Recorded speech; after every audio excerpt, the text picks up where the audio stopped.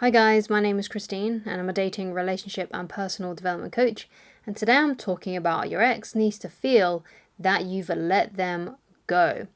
So the reason why it's important that your ex needs to feel that you've let them go in order to come back, especially if you were the one that got dumped, right? If you're the one that got dumped, then this is definitely really important for you, especially if you're trying to attract them back, okay? So the thing is, what's going on with your ex is they will probably feel and be able to tell basically if you're not over them yet, and if you're the one that still wants them back more than it being the other way around, right? And in order for them to come back, there needs to be like this dynamic shift, right? Things need to switch around. You need to be the one that is more aloof, and they need to be the one that's more desiring you and wanting you back, right? So these roles kind of need to switch. It shouldn't be no longer you the one that's like desperately trying to get the relationship back. It should be them, right? Because what you've got to remember is that if it was your ex's idea to leave, it has to be their idea to come back, right? So they need to start missing you. They need to start feeling that desire for you again, feeling that attraction for you again. And the only way you can really do that is by going into no contact and by giving them a lot of space and walking away from them, essentially, right? And one of the best things that you can do is actually genuinely try to move on with your life, so they can feel and sense that you're no longer as into them as what maybe they are into you, okay? Obviously, this kind of thing will only really work on an ex that still has feelings for you and still, has that ability to love you still there, because sometimes an ex can dump you and they're just completely over it from the beginning. It could be that they've actually been out of love with you for a while, right? And it's taken them a long time to basically pluck up the courage to end the relationship, right? So if they're at that place where they have no feelings for you whatsoever and they're really, really happy that the relationship has ended, then there's not really too much you can do. I mean, there's still a chance that they could change their mind, and obviously going into no contact and walking away from them is the best thing to do in order to try and switch that around.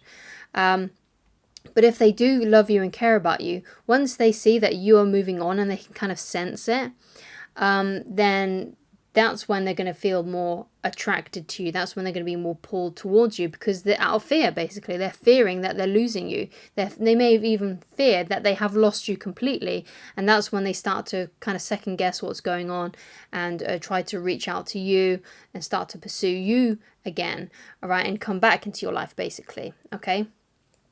So until this kind of thing flips, until they feel like you're the one that's moved on and they're the one that's probably still not quite there yet, only when that happens can they start to really start coming back into your life, and start feeling that attraction for you again and start missing you. And you cannot do that. You cannot make your ex miss you if you're still talking to them, if you're still in constant contact with them. Now, of course, some things are unavoidable, like, for example, if you work together or if you go to school together or if you've got kids together. But what I always say to those people who have to see their ex for some reason, then you must always speak to them in a very business-like manner, in a very neutral manner. So if you've got kids together and you've got other things that are wound up perhaps that you need to get sorted, then you need to talk to them solely about those things and not use those things as an excuse, right? Because this is one of those things that they'll pick up on. If you're reaching out to them and you're using the kids as an excuse to talk to them, they'll be able to tell that, right? They'll be able to tell by the fact that you're trying to prolong the conversation, that you've reached out about something to do with the kids, but you're then going into something else and you're trying to prolong the conversation. You're trying to get information about them, things like that, or you're trying to tell them how you're feeling, right? They'll be able to tell that, haha, they reached out to me not because of the kids. They reached out to me because actually they wanted to talk to me and they maybe wanted to see if I still had feelings for them, or perhaps to just try and create a conversation so that you two can like reconnect. They'll be able to tell that you're doing that. However, if when you speak to them about the kids or whatever stuff that you need to talk to them about, you speak to them only when it's essential, like when you really just have to do it, like let's say, for example, you have to work late and you can't pick up the kids, right? That's something that's essential that you need to talk to your ex about, right? So as long as you're only talking about the essential things, and when you do speak to them, you're speaking to them in a business-like manner, like you're dealing with a transaction, like you're dealing with a customer or a client, right? That's how you That's how your relationship should be now, right? And when you start behaving like that, they're going to be able to tell that you're just focused on that, right? They'll be able to tell that you've actually moved on and you're no longer trying to attract them anymore, right? They'll be able to tell that. And if you go to school with someone or you go to work with someone, then what I always say to people then is like, if you can think of basically the most neutral person who you go to school with or who you work with, someone who, you're not really friends with, but you always say, and it's not someone as well that you necessarily hate either, but someone that you just say hello to because that's just sort of like the routine and you don't really care about them, but you're always polite to them. That's how you interact with your ex. If you work with them or if you go to school with them, and you keep it like that, right? You don't become overly enthusiastic around them. You don't become mopey and sad around them, right? You just treat them like a really neutral person and just kind of pretend that they're the most neutral person that you know in that kind of environment, right? So when that kind of flips around and they can sense that you're not trying to secretly secretly try and get information out of them or trying to make up excuses to talk to them, and they can see that the only times you speak to them is when it's absolutely necessary, that's when they're going to start realizing, oh my God, have they moved on? Have they found someone new? What's going on with that, right? And if they still love and care about you, they're going to start getting curious about you and what's going on with you, and that's when they're going to start reaching out, right? But again, this kind of thing only works if they still have feelings for you. If they don't have feelings for you, then there's not really a lot that you can do. Obviously, this is still the best way, and this the best way to approach your ex and talk to your ex, regardless of how they feel about you, because you never know if they will change their feelings in the future. And if you really are hell-bent, basically, on getting your ex back, then doing what I suggest, like going into no contact, if you don't have to speak to your ex, or if you do have to speak to your ex, speaking to them in a very business-like manner, or a very neutral manner, is what's going to shift that, right? And that's what's going to reattract them if they still have feelings for you, okay? So what can you do then, right? Because you might be feeling like, oh yeah, but I like to reach out to my ex about these things. I like to make excuses to talk to them and things like that. And I'm going to find this really difficult. So one of the things that you need to do is you need to start actually genuinely moving on from your ex. Because a lot of the time, people go through trouble with this sort of thing because they still have this like deep hope that they're going to be able to change their ex's mind, right? And because they've still got that hope, right, they don't move on because they're still hoping at the back of their mind that their ex is going to come back. So you need to get to a place inside of yourself where you just say, okay, right, I'm just going to assume that he or she, my ex, is not coming back. I'm just going to assume that and start moving on, because you never know, right? You might not be able to tell if your ex still has feelings for you. You might not be able to tell if your ex still loves you or not, right? Or that they don't love you at all, right? You might not be able to tell. You might not be able to sense that, right? So you have to assume that they don't love you and that you have to move on, that there's no hope of getting them back, because that's the only place that's going to help you get to that sort of like journey where you can start moving on properly, right? Because most of the time people start getting over their exes when they realize that their ex is not coming back and that they need to seriously move on with their life, and they let go of that hope that the ex is coming back. So that's the place that you need to get to if you're struggling with the no contact rule, if you're struggling with trying to get your ex back and things like that. You need to get to this place where you're like, okay, they're gone, that's it. Even if it's not true, that's kind of like the place where you need to live from. Because what you got to realize is that your ex, if your ex wanted to be with you, they would be with you, right? If your ex wanted to be with you, they wouldn't have dumped you, right? They would still be with you, right? So with that being said, you need to start moving on, right? Because if they're not with you, then there's a chance they're never going to be with you, okay? So you need to start genuinely moving on, and you may need to get therapy to help you with that kind of thing. So go and speak to a therapist about this sort of thing if you really need help getting over them and things like that. It could be that you start finding some other goals for yourself, so you can start working towards those.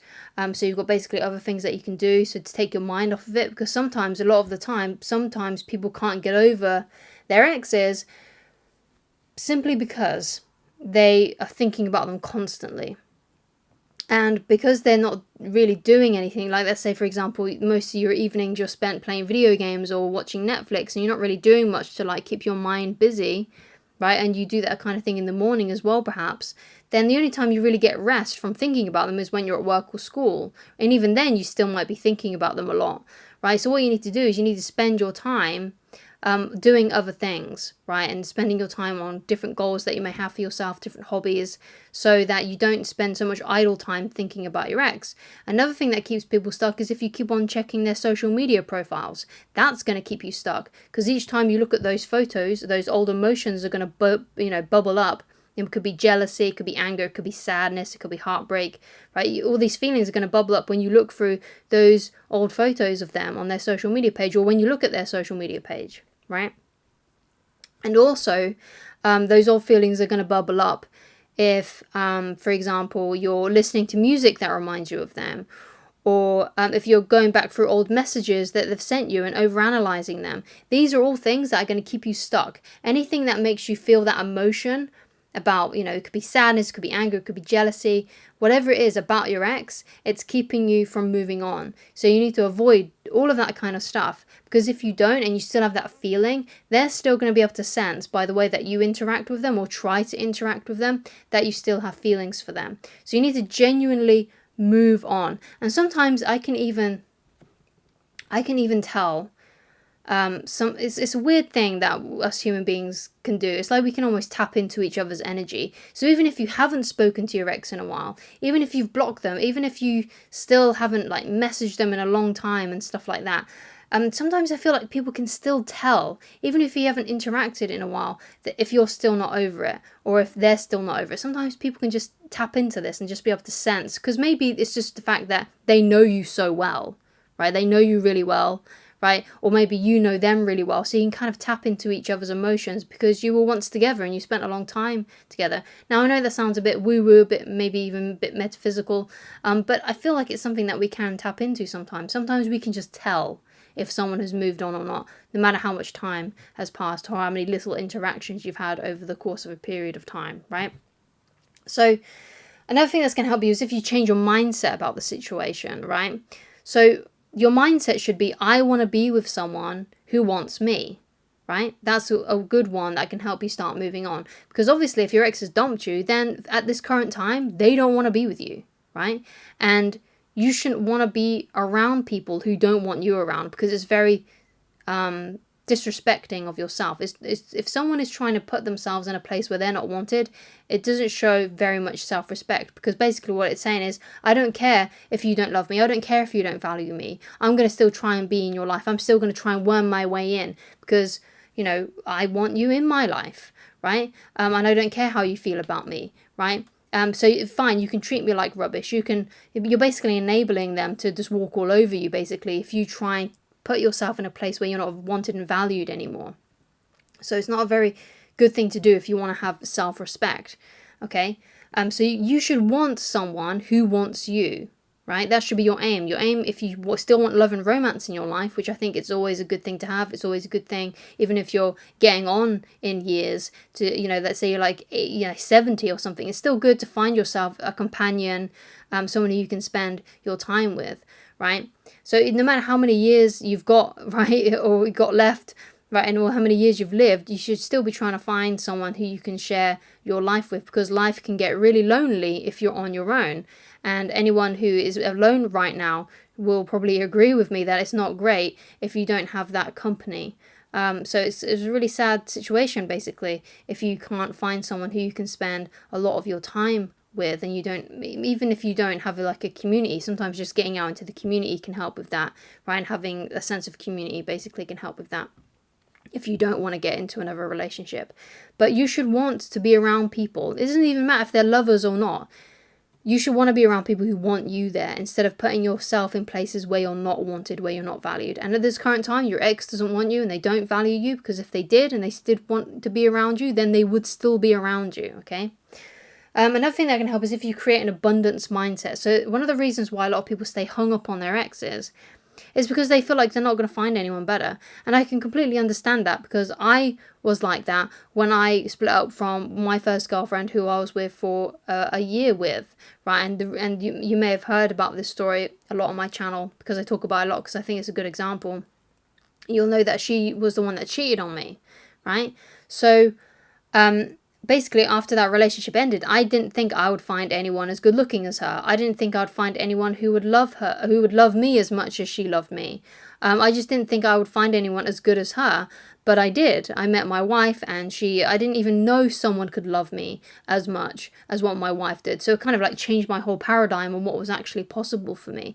So you got to have this in more of an abundance mindset that, you know, I can find someone better than my ex. I can find someone better looking. I can find someone who is nicer to me, who I enjoy the company of. I can do this. I can do that. And what you got to remember is, for me, I mean, a lot of people that may be watching this may be straight, right? My dating pool is even shallower than yours, right? Because, you know, there's more heterosexual people than there are gay lesbian people, right? So with that being said, you know, if I can do it, if I can find someone to love me as more than what my ex did, then so can you. You can definitely do that. That's definitely on the cards for you. That's definitely a possibility for you. But you got to be open to the possibility, because if you feel like you can't, then you won't, right? Because you're not going to try, right? And a lot of people do get sick and tired of trying to find someone to be with and stuff, and which can also be quite sad to see. But what you got to realize is that there are plenty of people out there for you. But the thing is if you don't believe that, then no amount of me saying otherwise will actually change your mind about it. It's like the quote by Henry Ford, who says, whether you can or you can't, either way you're right. So basically what that means is, if you feel like you can find someone better than your ex, then you probably will. But if you don't feel like you're going to find someone better than your ex, then you probably won't, unless you change your mindset about it and change what you believe is possible for you. Okay, so that's the key there. Basically changing what you believe is possible for you, right? So you've got to start believing that you can find someone better than your ex, and you probably will, okay? So another thing that's really important as well is that you take time to heal, take time to get over it. If you was together for a long time, like let's say a year or multiple years, then it's probably going to take you a year or a year and a half to get over it. If you were together for a few months, then it'll probably only take you about 6 months to start feeling better about it, okay?